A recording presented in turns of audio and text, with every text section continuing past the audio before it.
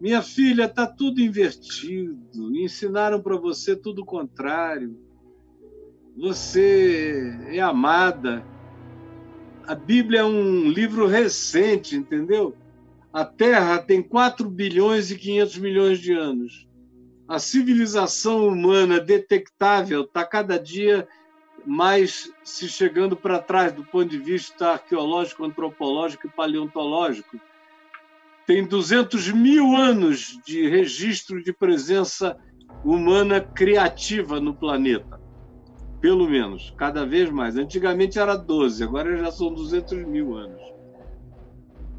E a Bíblia começou a ser produzida em fragmentos. Fragmentos que foram sendo ajuntados pelos escribas de Israel. E a maior parte dos fragmentos do Velho Testamento foram definitivamente ajuntados quando Israel foi para o exílio em Babilônia. E eles já não tinham mais a distração do templo, da religião, conforme o templo de Salomão e os sacrifícios que não findavam 24 horas por dia. Eles não tinham mais isso. Começaram a se concentrar nas escrituras. E foi a época em que a maior parte dos livros e dos fragmentos dos livros foram colocados em ordens no Velho Testamento.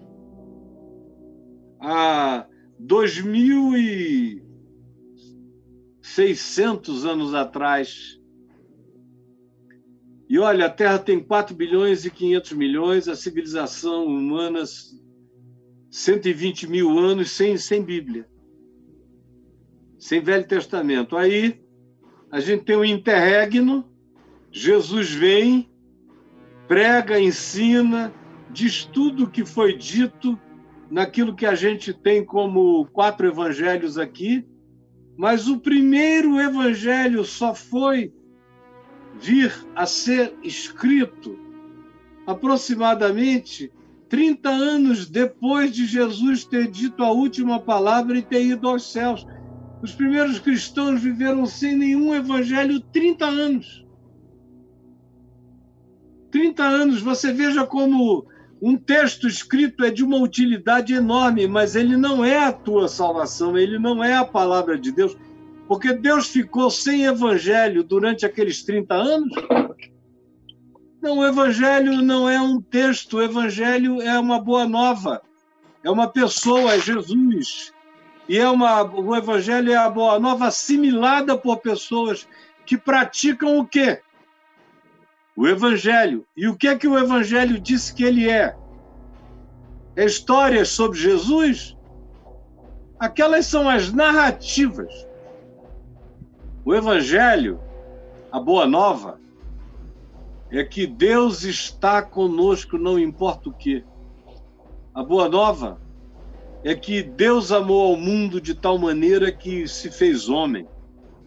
A boa nova é que, pela fé em Jesus, eu tenho meus olhos abertos para ver espiritualmente. Eu sou livre de medos que me prendiam, inclusive o medo da morte, porque a morte morreu em Cristo. A morte, sim, morreu na cruz. Eu tenho vida. E eu ressuscitei com Jesus. Isso é o evangelho. E aqueles primeiros discípulos tiveram esse evangelho, embora não tivessem Bíblia nenhuma. Essa Bíblia aqui que você tem na mão tem apenas 500 anos de existência. Do jeito que está aqui, na mão, acessível para todo mundo, tem 500 anos.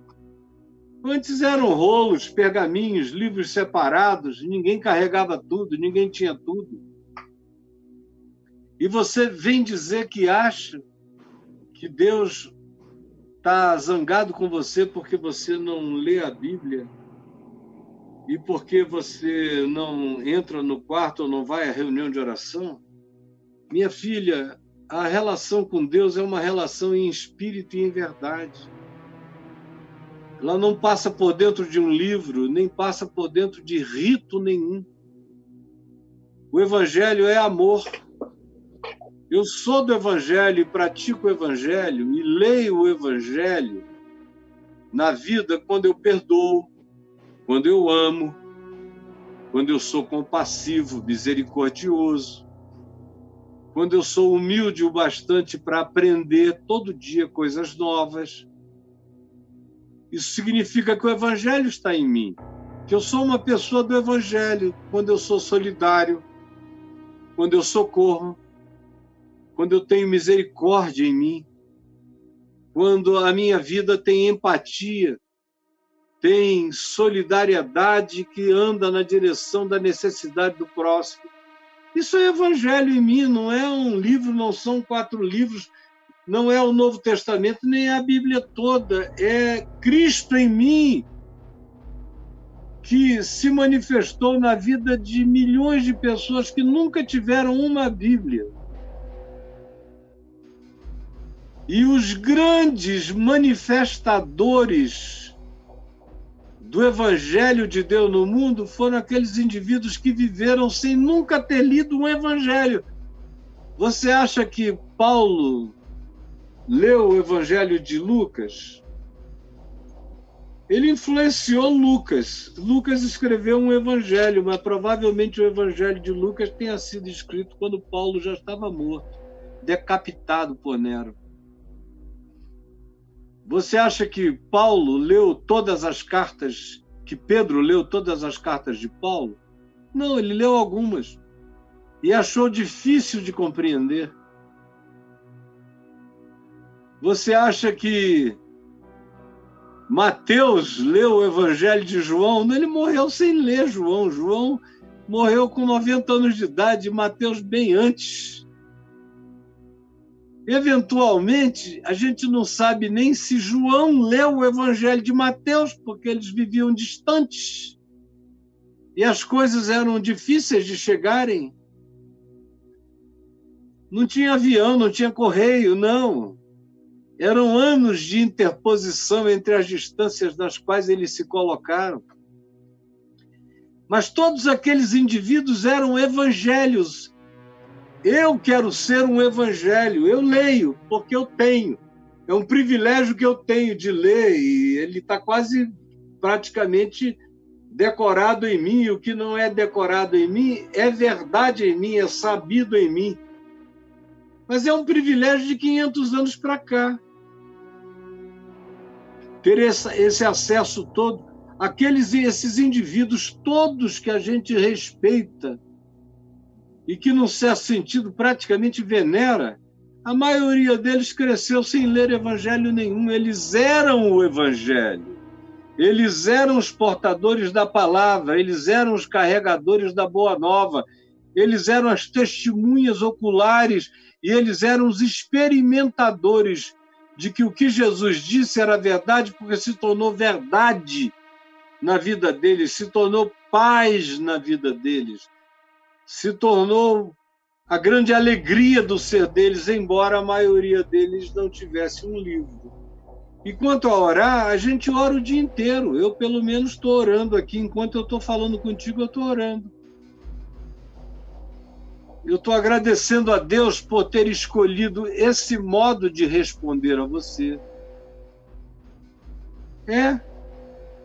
Eu estou agradecendo a Deus por esse modo de responder a você. Porque eu tinha trilhões de modos para responder a você e eu escolhi esse modo. Esse modo que não é o que eu digo todo dia, mas é importante que tenha sido dito como eu disse hoje a você. Então, apenas continue aqui com a gente, mergulhe aí no meu portal. Você no portal Caio Fábio tem milhares de textos para ler. Tem uma lupinha lá que você pode fazer a pergunta que você queira sobre, por exemplo, como ler a Bíblia, como orar, como desenvolver a minha fé. Qualquer coisa que você queira botar aí nesse portal que está aparecendo diante de você, caiofabio.net, você vai encontrar resposta. O Braulio está lá pesquisando para você e por você, para ver se acha uma resposta. Qual é a resposta, brother? Eu coloquei uma das frases que você citou aí, coloquei como orar. Uhum. 426, Caio. Só ir lá. Tem 426 ocorrências para como orar. Uhum. Tá bom? Então, como desenvolver a minha fé? Você consegue perguntar isso? Como? Vamos lá. Vamos lá de novo. Desenvolver a minha fé. A minha fé. Como desenvolver a minha fé? 207, Caio. Olha aí. Tanto textos quanto vídeos para você. Então, aí. Entra lá. Eu fico feliz que você chegou anteontem. Que o seu coração esteja cheio de estupefação com o Evangelho. Não seja daqueles cuja raiz é rasa. Seja daqueles que têm raiz profunda. E que prosseguem, que crescem.